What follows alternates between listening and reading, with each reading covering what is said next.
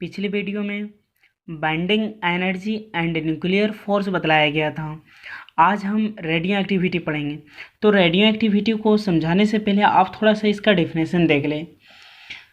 The फेनोमेनॉन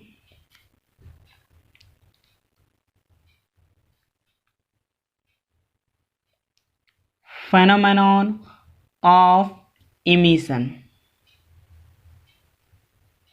The phenomenon of emission of alpha, beta and gamma rays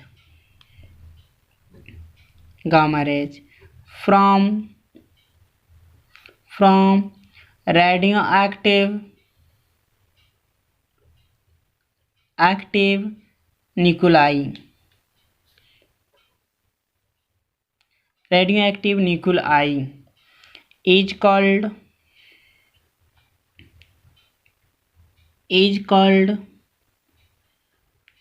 radioactivity and this substance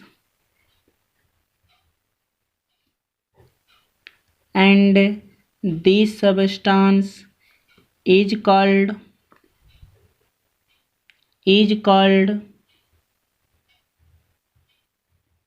radioactive substance।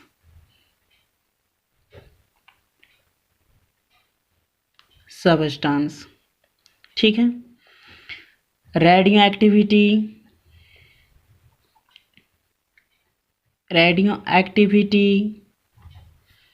was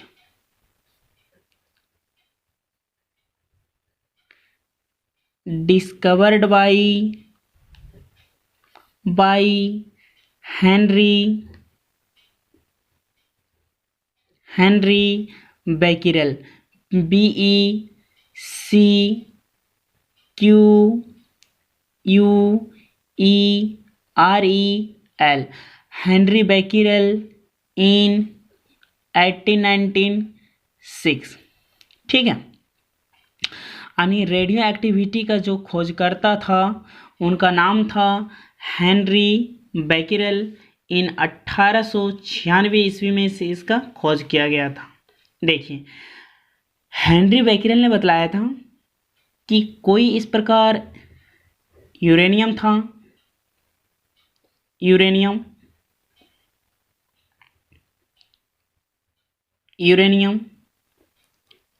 है ना, और इस uranium में 3 रे, एक अल्फा रे, एक बीटा रे और एक लास्ट गामा रे। उसने एक फोटोग्राफिक प्लेट को भी लिया था, फोटोग्राफिक प्लेट। ठीक है, लिख देते थोड़ा सा इसे, फोटोग्राफिक प्लेट। ये हम लोग पढ़ने वाले भी हैं कि फोटोग्राफिक प्लेट क्या है। Photographic plate. थोड़ा सा इस रेडियो एक्टिविटी को समझने के लिए आप थोड़ा सा यहाँ पे ध्यान दें कि आपके पास 3 रेज, एक अल्फा, एक बीटा एंड गामा। तो इसमें जो रे का जो कॉम्बिनेशन होगा अल्फा गामा के साथ होगा, बीटा जो है वो भी गामा के साथ होगा, लेकिन अल्फा रे बीटा रे एक साथ कभी नहीं हो सकता है। ठीक है, जब भी गामा के साथ बाहर निकलेगा तो अल्फा आ सकता है या फिर वो बीटा आ सकता है। ठीक है, तो देखिए, हेनरी बेकेरेल ने बतलाया था कि जब इस यूरेनियम से कुछ रे जो है फोटोग्राफिक प्लेट को इफेक्ट कर रहा था। ठीक है, तो उसने बतलाया कि ये जो फोटोग्राफिक प्लेट जो है, इस प्लेट को जनरली ब्लैक पेपर से लिपटा गया था। ठीक, ब्लैक पेपर से लिपटा गया था। तो उसने देखा क्या कि जब यहाँ से जो रे निकल रहा था वो इनविजिबल था। इनविजिबल का मतलब है जिसे देखा नहीं जा सकता है। ठीक है, तो जब यहाँ से रे जब इनविजिबल निकल रहा था तो ये पेपर को पार करके इस प्लेट पे इफेक्ट हो रहा था। ठीक है, फोटोग्राफिक प्लेट पे इफेक्ट कर रहा था। ठीक है। तो कुछ समय बाद कुछ साइंटिस्ट ने देखा तो रियल में ऐसा पाया कि ऐसा होता है, ठीक है। और इसी घटना को उन्होंने रेडियो एक्टिविटी बतलाया, ठीक है। देखिए, दूसरी तरह आप कह सकते हैं कि कोई भी nucleus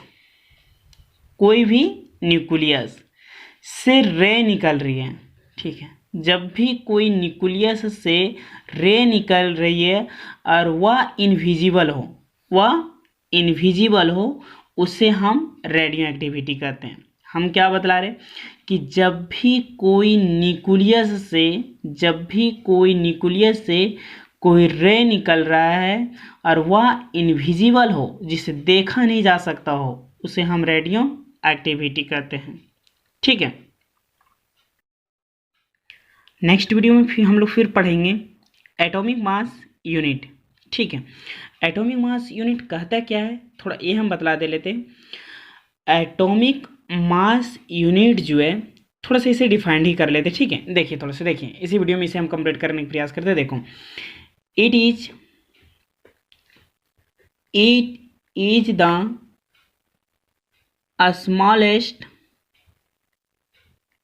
smallest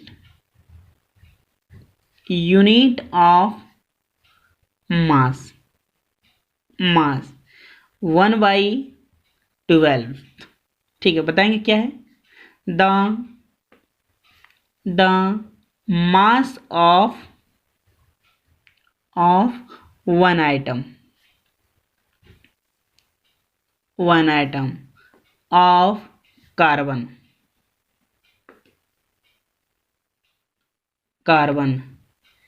is called atomic mass unit। Atomic mass unit, ध्यान दीजिएगा थोड़ा सा। एटॉमिक मास यूनिट को सिंपली डिफाइंड करने के लिए साइंटिस्ट ने कार्बन को इसलिए चुना क्योंकि कार्बन ही एक ऐसा एलिमेंट है जो बाकी के एटम के साथ कंपेयर किया जा सकता था, ठीक है। जैसे हम जानते हैं कि कार्बन का जो मास नंबर जो होता है वो 12 होता है, जैसे 1 2 3 4 5 6, इस प्रकार एक 12 था। मान लेते हैं कि कार्बन का ये 12 को 12 टुकड़ा किया गया, ठीक है। तो हम इसे कंपेयर एक हाइड्रोजन के साथ, और इसके एक टुकड़ा को हम यहाँ रख देते हैं, ठीक है। तो साइंटिस्ट ने यहाँ पे पाया क्या कि ये जो हाइड्रोजन का वन आइटम जो है इस मास के इक्वल पाया गया, और इसीलिए हाइड्रोजन का जो मास जो नंबर जो बतलाया गया वो मास नंबर 1 बतलाया गया। इसी प्रकार जब उसने हीलियम को लिया तो हीलियम में देखा क्या कि यही कार्बन का जो मास है, कार्बन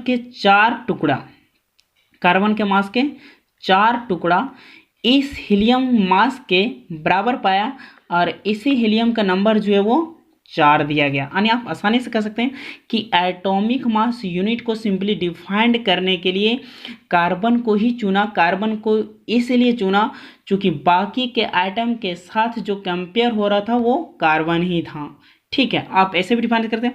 बाकी नेक्स्ट वीडियो में हम और एटॉमिक मास